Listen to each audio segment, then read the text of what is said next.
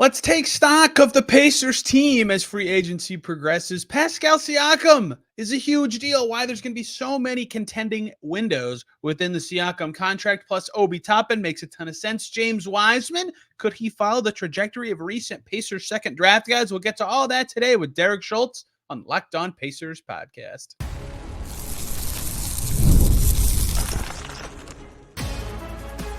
You are Locked On Pacers, your daily Indiana Pacers podcast, part of the Locked On Podcast Network, your team every day.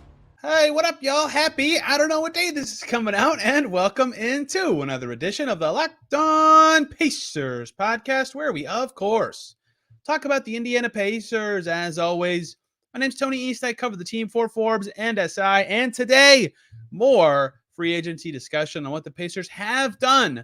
Pascal Siakam, Obi Toppin, James Wiseman in. Where is this team now? Where are they headed? What could the next few years look like? Because I don't think in the offseason shuffle between the finals and the draft and the many things that had to be talked about from last season, there was enough coverage, including for me, about Pascal Siakam re-signing and how big of a deal that was for the Pacers. Derek Shutz from Query and Schultz and the IBJ and occasionally 107.5 The Fan's going to join us today to talk all things Pacers free agency. Siakam, the upcoming 4-year stretch with him under contract, the Toppin deal, the Wiseman deal, what comes next for the Pacers and their team building planning. We get to all of it with Derek Shutz. Let's just hop right in. The string of guests named Derek continues 2 in a row as Derek Shutz is here from Query and Schultz, formerly of many places here in Indy, and a guy I talked to on the ride with JMV this morning, despite him not being JMV, it's Derek Shutz of many places of note locally. Derek, how are you? Are you enjoying your week of the 4th? Free agency is fun, even though the Pacers have been quieter, mummed, because their big stuff happened way earlier. Yeah, absolutely. 4th of July. This almost feels like Thanksgiving in the summer because it's on a Thursday and everybody's kind of punting this week. Even if you're working, you're not really working this week. So those are my favorite kind of weeks. I do have a Derek fun fact for you, Tony, to start the show. I love those. I think it means ruler, like RULER, like that person who at least I had a card on my desk that my mom got me, and it said Derek, and it translates to ruler, and it sat on my desk like throughout my childhood. So I have no idea if that's just completely made up or what, but I believe that's what the name Derek means. Why do you think Derek has somehow been a name that is spelled so differently by so many people? Like 2 different Dereks on the Mavs in the finals. You're a third different. How? It's not even that complicated of a name.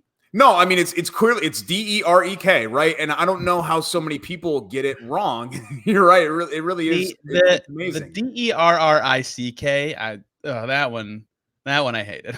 I've gone to coffee shops before where it's been like DERIK, which I think is how Rick Smith's kid spelled his name. And then like DERECK, all kinds of weird stuff, man. All kinds of weird stuff. I only know one spelling of Pascal, and that's actually where I want to start with you today because, look, he was the first signing, right? Free agency was different this year where you could sign your own guys after the finals. 2 days later, July 19th, Siakam happens. And in that time, there was a lot of Celtics chatter. There was a lot of the draft is coming chatter.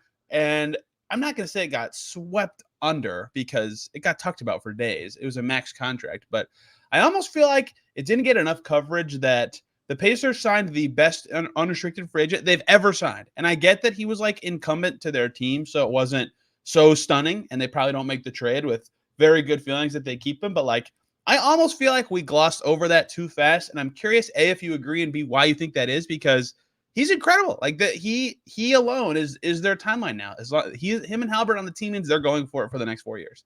Yeah, it's just, I think the simple answer is it's just boring to re-sign your own guys. People want the shiny new toy, right? they want somebody else. Yeah.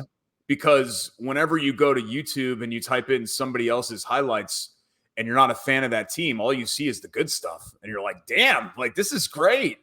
And then, you know, when you don't follow them all the time and see them every night, then you don't know some of the bad stuff. And I think some Pacers fans saw some of the good, some of the bad, and some of the in-between with Pascal Siakam over the last couple of months. But yeah, I mean, I agree with you.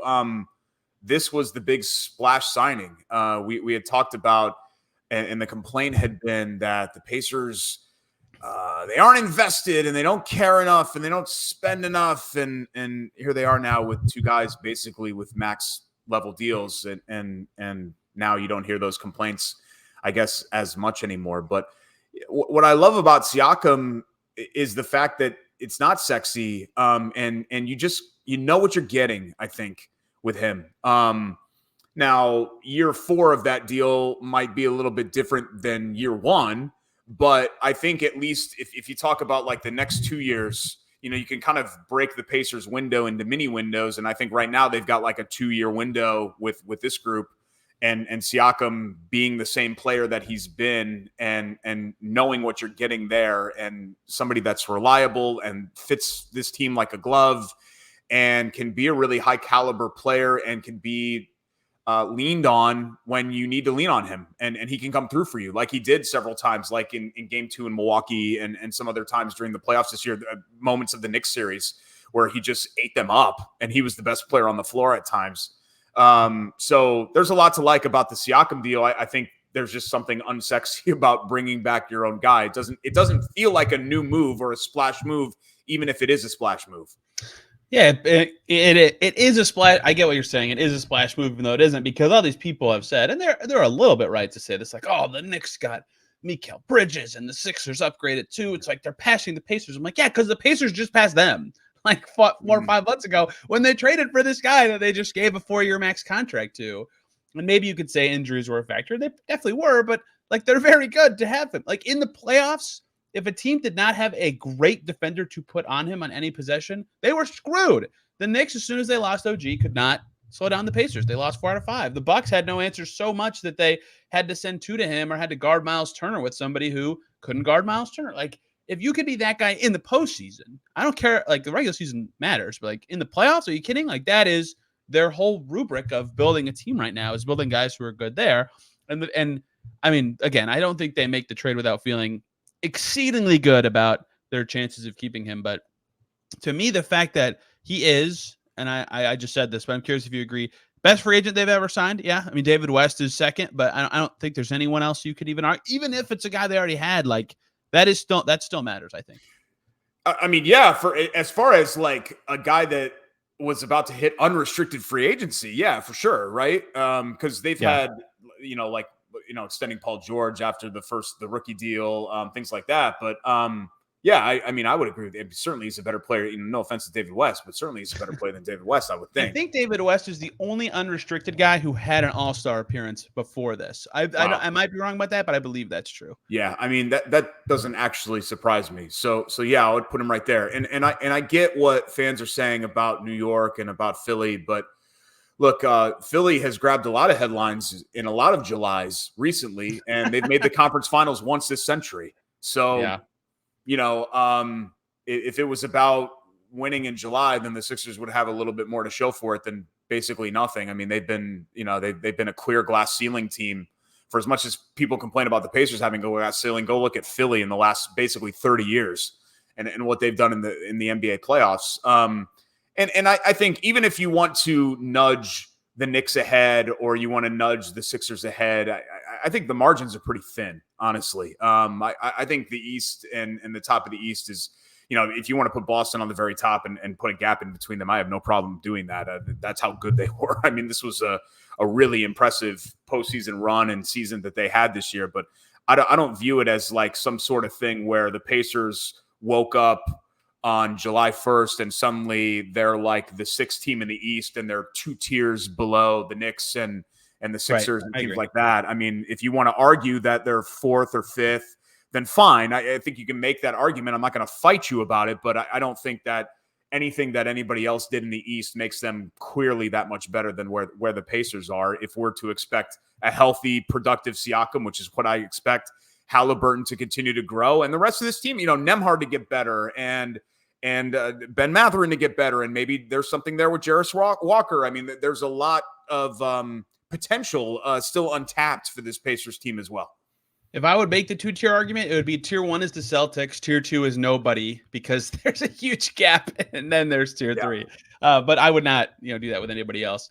So yeah, I agree with a lot of that. And I think the other interesting thing you said that I want to get into with this is I wondered with Siakam. I mostly thought it'd be a longer deal, but he's 30, right? If he would do like a 2+1, right? Player option after 2 years, get back out there with 10 years of service as a 32-year-old and see where that goes. 4 years is a long time, right?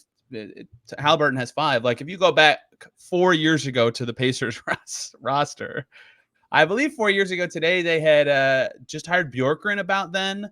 That level of team, like that's a long time, right? In the NBA. And granted, that means a lot of things can change, but I think an important part of what you said is they're going to go through kind of mini eras. And I think having him for a long time allows you to do that, knowing you have the runway to, okay, let's see what the Haliburton, Siakam, young, but also good players team is. Okay, it's this level. Okay, let's get another good player. Okay, what's that team? And then you're getting close to the end, but you might have ammo to get another good player. Like it all just kind of makes things easier when you have a long runway. So to have a great player who's top, 25, 30 in the league for that long is massive. And I personally only did, I feel like I didn't cover it enough. Like it is a huge deal that happened. Yeah. I mean, I think, and this is easier said than done. I think you kind of want to model with what Boston's done, where I know they've only won one championship, but look how long that runway. I don't know why there's balloons going. Wow. That was awesome. Just because I did only one championship? Did I sound activate? Congratulations. Is that what it was? Oh, maybe. I don't know what that was. I've heard about that on FaceTime before. That was awesome. Yeah. I don't know what triggered that.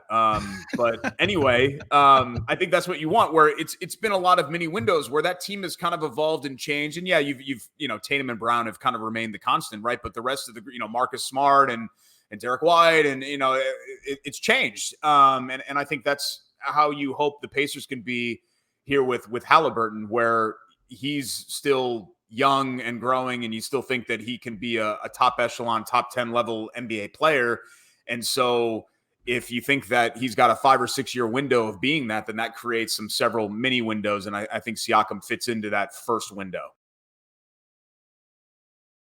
Hey guys, short little break here so we can talk about Gametime, an authorized ticket marketplace of Major League Baseball who makes getting tickets faster and easier. Price on the Gametime app actually go down the closer it gets to the first pitch with killer last minute deals, all in prices, views from your seat, and their lowest price guarantee. Gametime takes the guesswork out of buying tickets to sporting events, including MLB games this summer. I love Gametime for so many things. All of their features work well and are exactly what I want when I'm buying a ticket to a game. You can see the view from your seat, so you know exactly what your view is going to look like when you're there and you're sitting in your seat. I used it to go to the Barclays Center last summer, and it was spot on. You know you're getting the lowest price because they have the Gametime guarantee, which means they will credit you 110% of the price difference if you find a cheaper ticket in the same section or row for less.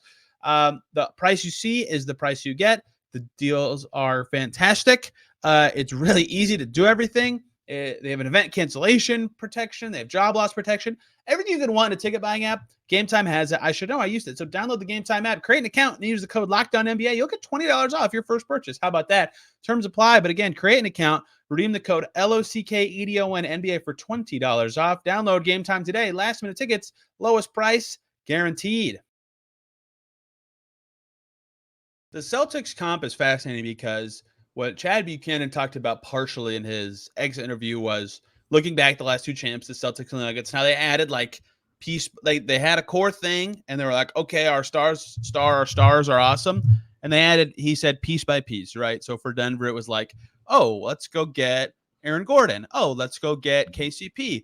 Oh, and they drafted Michael Porter. Like they just kept getting the right guys to fit around Jokic and make that team hum. And they got some bench pieces too. In the Celtics, it was Brown and Tatum. And then, they got Al Horford. They got Derek White. They got, they kept going one at a time. And I kind of feel like with Haliburton, Siakam is the first one of those. Maybe you could say that Turner was already there too. And then they're up to 3 of those now. And they keep going. But you have to get the first one and be good enough to prove the proof of concept that the team is what it is and that the player fits, right? That mattered a great deal in Denver. Like Gary Harris is great and fits on any team because he can shoot and guard. But KCP was a way better fit at the 2 for them, right? Among many other things you could say about that team. Aaron Gordon was a way better fit than their previous power forwards they had, like Paul Millsap. So that makes a lot of sense to me. And now knowing they have a group that fits, they're guaranteed to me to be a top 5 offensive team next year. And I think that is in large part because of Haliburton, but also because of Siakam. Like they're going to have 48 minutes of star power all the time next year and the next couple of years.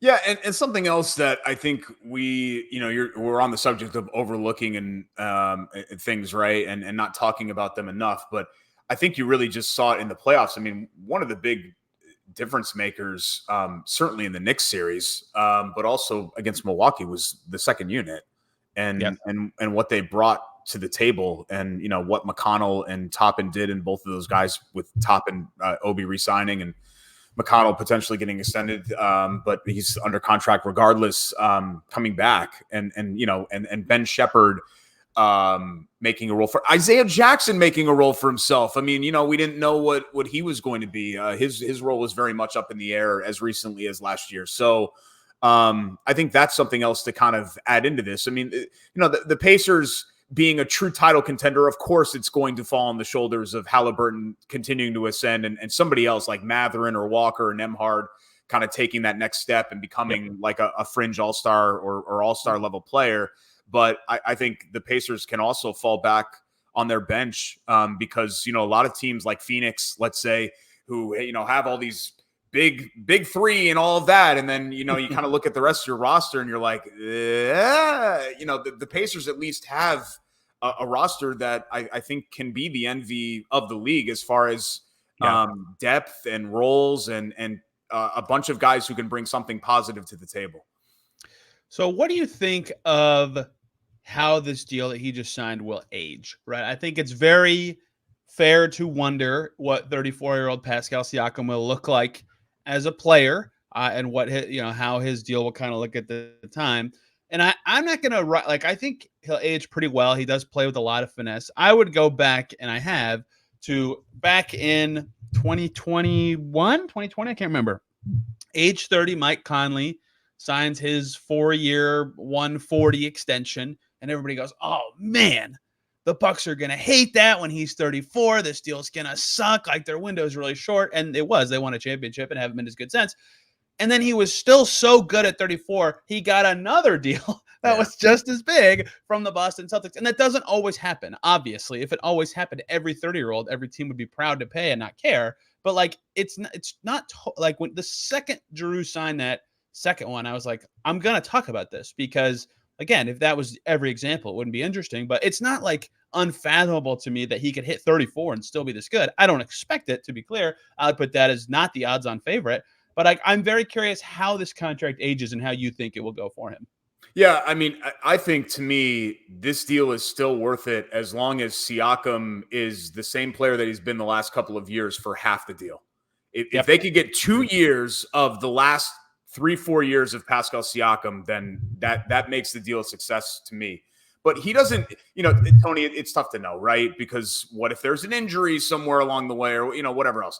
He doesn't strike me as somebody that leans heavily into his athleticism necessarily. Like, sometimes the guys that age poorly are the ones that really rely on traits like, I don't know, quickness or, explosiveness or whatever else. Siakam doesn't strike me as somebody, even though he is obviously a very gifted athlete, that leans too much into that. He's kind of crafty. I could see him reinventing himself maybe later in his career and still being an effective player. Shooting wise, it's okay. Some guys have been able to hold on longer, I think, because they've been able to shoot the ball really well. But yeah, to me, if they can get 2 very good years out of Pascal Siakam, then that makes it, even if year 4 is a disaster, it's an expiring deal on, year 4. And it's not, I think the key to that deal was avoiding a 5th year. With it being 4, I'm okay with it. I don't see it as being some sort of a disaster scenario, albatross level contract. I would have done 5 as the Pacers, but I would have not felt as good about it. And certainly they're happy with 4, I'm sure. And I agree. So first of all, I agree with you that if you get 2 years of what just happened out of him, great. Because it's not like it's going to be 2 years of that and the third year he just sucks. Like, it'll just be like a little decline. If you look at the big deals in the NBA right now that just suck, like they're awful contracts. Oh my gosh, this team is screwed. Like Bradley Beal, obviously people talk about his deal all the time, right? He, first of all, is older than Siakam. He is 31. and he gets hurt all the time, right? He doesn't play. The last time he played more than 60 games was 2018-19 when he was an all-star, right? The next contract that I would say is just truly awful for a great player. You get down to the range of like Zach LaVine and Ben Simmons. Ben Simmons, obviously injured all the time. LaVine had some healthy years in the past, but guess what? He too, outside of the year he played 77 games last year, has been injured all the time. So for me with Siakam, the quality matters, but for this deal to look fine, it is just playing. If he plays 65, 70 plus games, 3 of the 4 years or more, it's going to look great. And the Pacers will have success because they'll have him and Haliburton on the team. I think it's kind of that simple, even though it's a little boring. Yeah, I think I remember I went back and looked at this when I did a column for the IBJ about it, but outside of the bubble and COVID years, so the 20 and then the 21 seasons, I think he had only missed like a combined 14 games in the other 6 seasons that he played. Yep. He plays a lot, and he's knock on wood, right? Injuries are what they are. They could come at any time, and I don't want to be like, God, Tony and second Derek really cursed Pascal Siakam that one time on Locked On Pod. I hope that we don't have to wear those shackles if something terrible happens to Siakam this season. But yeah, I agree with you. His reliability is another factor that comes to play. He doesn't strike me as somebody that is going to just completely fall off a cliff. So if you can get 2 good years, and then he can still be a perfectly competent NBA starter, even an overpaid one for year 3 and year 4 of that deal. I think you can more than happily live with that if you're the Pacers. I agree. To get it specific, he played, this is the second year of his career. So 2017, he played 81 games, then 80, then the 2 COVID years, then 68, 71, and then 80 last year. If that trend continues, good, right? The Pacers will take that every time. Can I offer one more player comp who's older, who just turned 34 in May, who also just signed a massive contract? Paul George, an ex-Pacer that many know his game fairly well, right? And he only on his last 4 seasons from age 30 to 33 was an all-star 3 times. What a bum, right? So, again, I'm not saying Pascal Siakam will age well. He could very well not, right? You never know. I could pull up plenty of examples. I already talked about Bradley Beal of guys who may not age particularly gracefully from age 30 to 34. But I think in the modern trend of NBA health, it's reasonable to expect him to play good enough to make it worth it, especially the first years, and to play well enough that they'll have a nice rosy feeling about the first couple of years of the Haliburton-Siakam duo.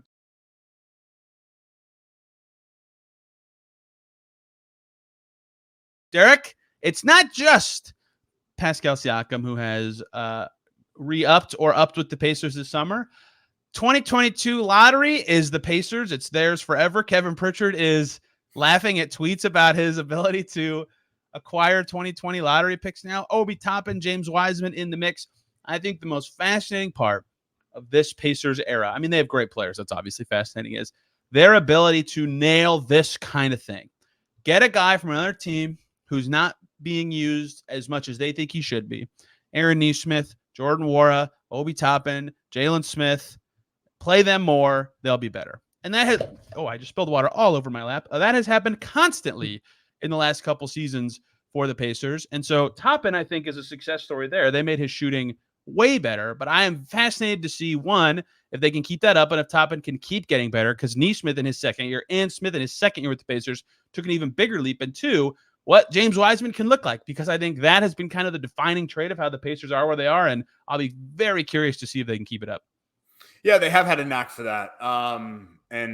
Toppin a year ago, the Knicks gave him up for 2 2s, right? I mean, 2 crappy 2s, yes. He was never a fit there. That was always kind of an odd marriage. I don't know why they drafted him in the first place, because it never seemed to make sense. Not Tibbsy at all. Yeah. He obviously fit the Pacers like a glove. I had a buddy of mine, as some know, I grew up back east and in and around a lot of Knicks fans, and actually myself grew up a Knicks fan. And a buddy of mine who is still a big Knicks fan follows him all the time. And he's always been convinced that Obi Toppin is basically like prime Blake Griffin reincarnated, and somebody just needs to unlock him. And he was convinced that the Pacers were going to do that. And I tried to temper his expectations, but he was high man on top and I was low man on top. And I think what he ended up being was somewhere in the middle. Like I really thought that this was just a guy. I thought this was like a better version of Gerald Green. Like I thought he could jump, he can dunk, and he doesn't bring anything else to the table. And I thought maybe he can get out on runouts and things like that and have some nice alley-oops, which he certainly did this season. But yeah, his 3-point shooting was impressive. And, 11 games in double figures in the playoffs. I mean, he was a key player for them. Yeah. I was really impressed by Obi Toppin. I'm glad that they're bringing him back.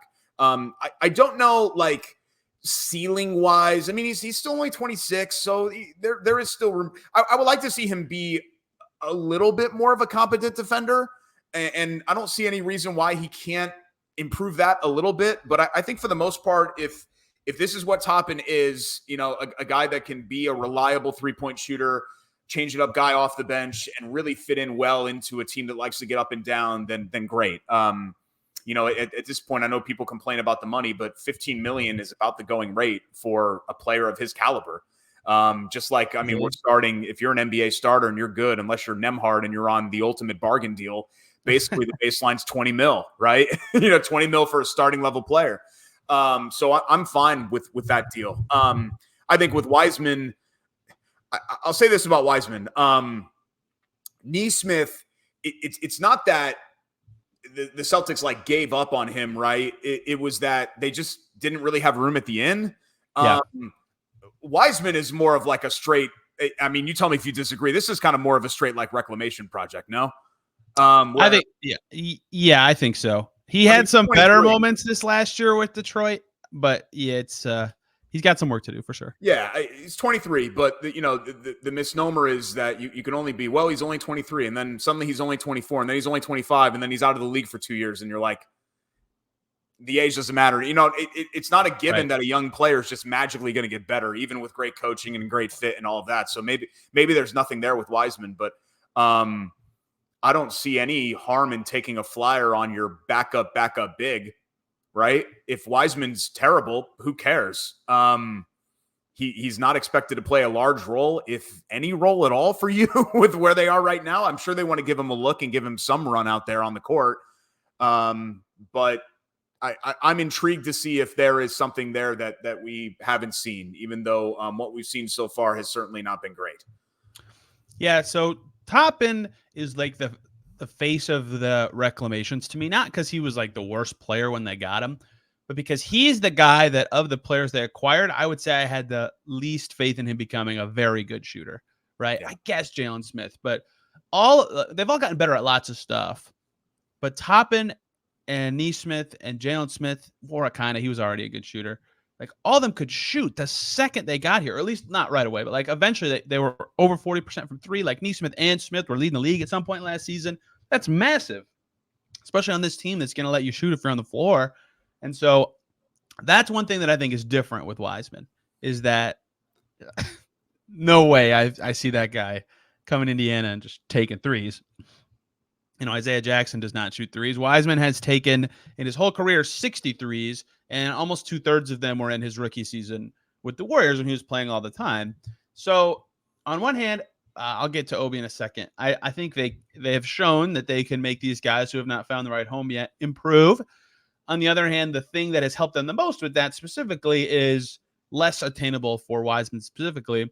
With Obi, I was like you, I kind of think this guy is just going to, this is a good fit for the Pacers. It made sense to acquire him, but if he's just a runner and a dunker, great transition fit, that'll be fun. When he could shoot and his rebounding was a little better than I expected, that made him a good fit. What made him an obvious keep to me, and you talked about the bench in the postseason, is when he was a good fit without Tyrese Haliburton on the floor, right? Because that's what the pitch was. It was like, oh, this guy with Haliburton's going to be crazy. Haliburton compared them on Twitter to Tyreek Hill and Patrick Mahomes. The second it got rumored they were signing him, right? They did that pro-am together. And then he came to the team and they did fit well. But when he was good with McConnell and that group specifically, it's okay, there's such an obvious role for this player because he fits no matter who he's with and he can shoot great, play him all the time.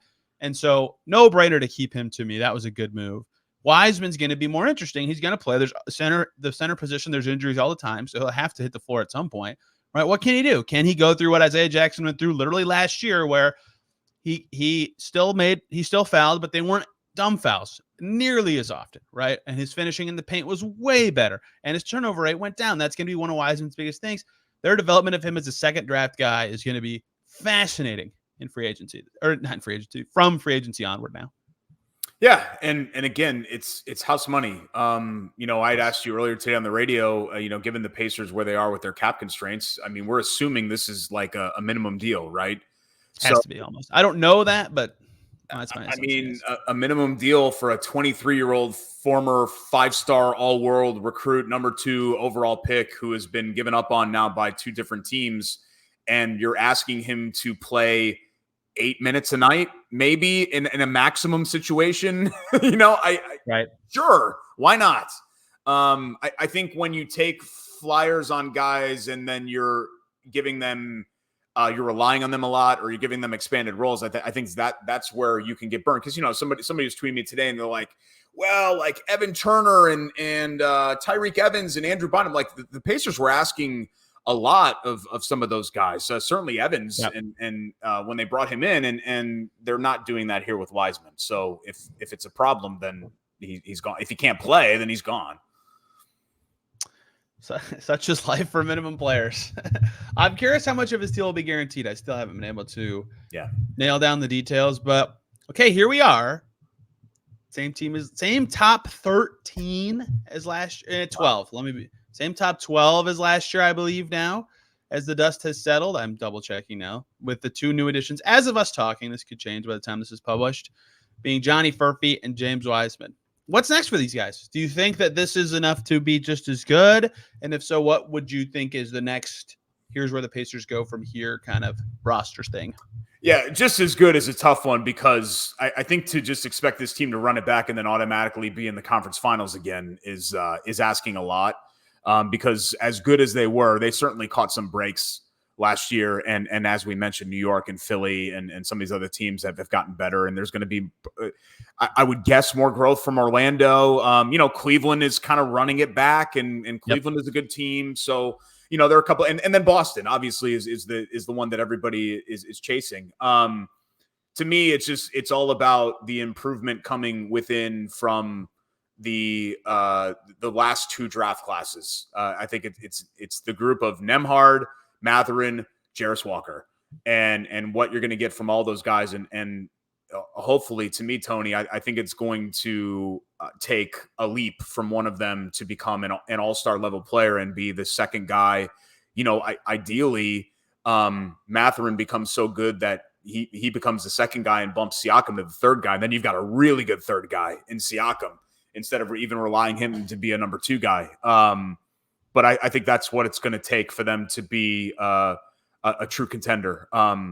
I understand everyone's apprehension with, what they did, and, is this the 21 Hawks all over again? Or, these paths aren't always linear, right? It's not always you move forward. And the Pacers the last 3 years, they've moved forward, right? They won 10 more games. They won 12 more games. They, made the conference finals, made the playoffs, which is all I really wanted them to do, was make the playoffs and be competitive in a first-round series. And, of course, they well overshot those expectations with what they were able to do in April and May. But I think it's going to take a significant leap from one of their young players. They've made the big deals that they're going to make, at least in this window. If we're breaking it into this 2-year window, I think they've made the big splash moves that they're going to make. They have Haliburton as the franchise pillar. They traded for and re-signed Siakam. The core of the team just kind of is what it is. If they're going to progress, then it's going to have to come from within. Well, first of all, I'm already preparing for a comment from someone who says, wow, Derek brought up the last 2 draft classes and didn't say Ben Shepherd.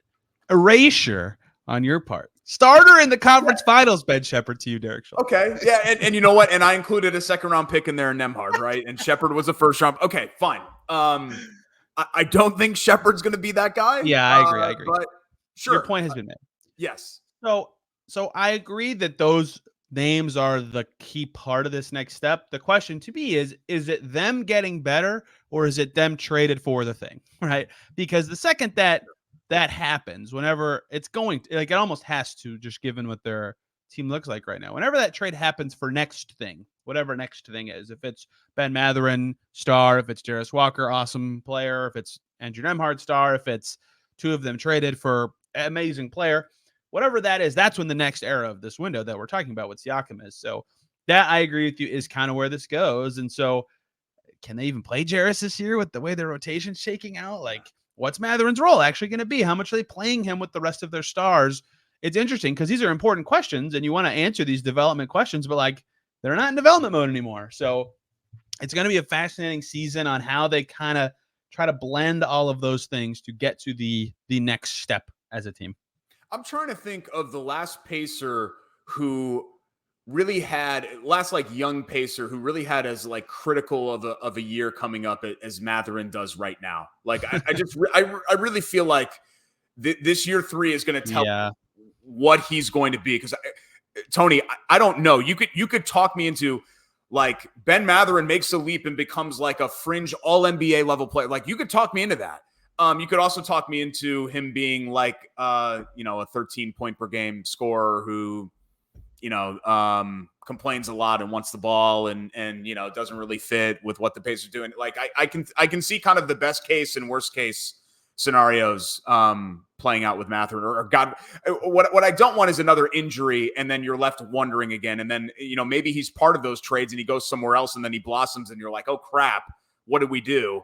That's what I don't want. I hope we have an answer by the end of this year on what Mathurin's going to be. So off the top of my head, like second or third year Lance Stevenson taking a step forward was humongo for them. And then the other big young guy season is when they started Sabonis with Turner for the first time, which every interview for 5 years, there was a question about Turbonis. It was painful. And the year they figured it out, it's the year they finally blew it up. So that was quite the journey. Either way, it's among in the last decade, like the top. Obviously they had star players who needed to get better. Like Vic was 25, PG, Haliburton, even the last couple of years. But in terms of a team reaching like, oh my gosh, this team could actually be in title contention at some point. This is a huge year. Mathurin's a big part of it. I think Jarris is too, even though he clearly doesn't have the base that Mathurin currently has. But them finding him minutes is going to be very challenging. So it's just like, I just mean like, what is he going to be? Like obviously the 18-19 season for Oladipo was a really big year because you wanted him to prove that 17-18 wasn't a fluke. Not a fluke. Say, like how good can this guy be? Like that's one that comes to mind. But we already knew that Oladipo was really good because of 17-18. Like with Mathurin so far, we don't really know what he's going to be. And so that's why I was trying to think of somebody that was still very sort hard. Of in the TBD category that was entering such a critical year. Well, and like when Turner went from TBD to good, and people were curious about him, they weren't a good enough team for it to be like this huge question that really mattered. They were good; they made the playoffs, but they won like 42 games. So that's totally true, and I think that will be one of the defining traits of their coming season and potentially a factor in their next off season, which is a year from now. I'm not going to talk about that. Derek, thank you for the time. I only talked to you for like an hour today. What the hell are we doing, man? We gotta up the tempo if we're going to keep this going. This is a lot. Where can people find you, the things you do in the many airwaves of Indy, and your show with Jay Query? Yeah, so occasionally on the Fan and talking to smarter people than me, like Tony, as a fill-in host, but at Schultz975 on X Twitter, IBJ every other week, rotating with Mark Monteith, another guy who's covered the Pacers for a long time. If you want to check those out at ibj.com, and then Corey and Schultz every Tuesday, 7:30, ISC Sports Network, and you can check us out, CoreyandSchultz.com as well there. I am extraordinarily bad about asking Derek if he's free on a Tuesday. So I just pick his busiest day of the week to be like, hey, you want to add one more thing in with me, please? All good. My kid's playing like Little League All-Stars. We signed him up for too. So it's I'm a baseball dad besides all this other stuff. So I'm like wheeling the wagons with baseball bats and stuff like that and going to these 9 a.m. Have you yelled at an ump yet? I'm not. Hopefully I'm not going to be that dad. Stay out of he's still only 7. So I'm going to save that until he's at least 10 or 11 years old. I'm going to start screaming at us. I don't have kids, so I can't. I don't have kids, so I obviously can't speak to the emotion. But in my head, I'm like, My kid deserves a chance to hit the ball, man. You can't be getting these calls wrong. I'm not going to yell at it. I'm going to be Rick Carlisle after game 2 at the Garden. Give my kid a chance, okay? And a couple of F-bombs, and I'll take the fine from the Broad Ripple Haverford Little League. I don't even care. These small market 9-year-olds deserve a chance, man. That's exactly how it's going to go. Oh, man. Thank you all for making it to that conversation if you're this far in. I don't know what day you're listening to this. I don't know what day it's coming out yet because free agency is crazy and stuff happens all the time, like signing James Wiseman earlier today. Did not have that one on the bingo card. So tomorrow, there will be something about the Pacers Summer League, free agency, where they're headed, where they're going, wherever. Derek, thank you very much for the time. Everybody, thank you a ton for listening. See you very soon.